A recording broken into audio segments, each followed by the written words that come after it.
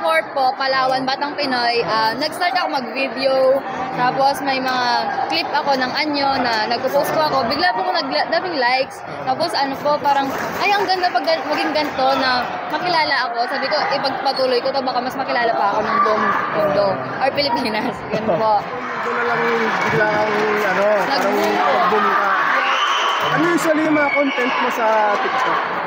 Yung mga clip ko po ng anyo, yung sayaw po, kinakat ko po siya into para hindi makopya, ganon. Parang ma-inspire ko ba yung iba na ganito ako mag-anyo, ganon.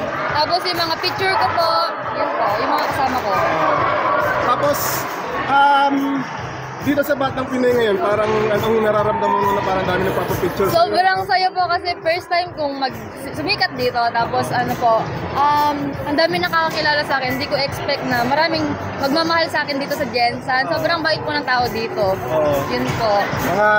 Kasi araw-araw marami nagpapasok na sa selfie sa'yo. Yes po. Saan nyo o yun dun sa combat? Mas malakas po ako sa combative. Yun po yung pinag-aaralan ko simula nung nag-training po kami. Ang anyo po, hindi ko pa talaga siya korte. Parang ayoko po siya. Pero nung nag-post po ako sa TikTok, parang gusto ko lang mag-anyo. Ito bang pagko-content mo, in a way ba, mas nakakatulong din sa pagsikat ka ng artist sa Pilipinas? Yes po. Yun yung parang gusto mong mangyari?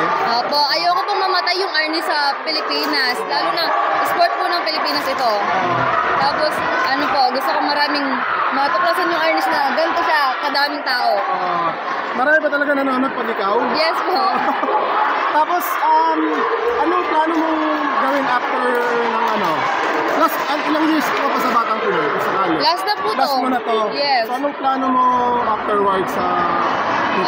magpatuloy ako ng artist sa college. Gusto ko magka-PNG. Maglaro doon. PNG naman? Yes po.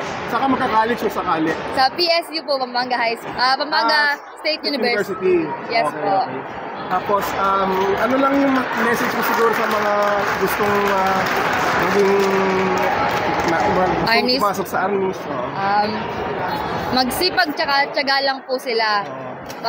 Nakakapagod po ang arnis, maraming pasa. Pero dapat, focus lang sila na pangarap nila to. Huwag nilang susubuan.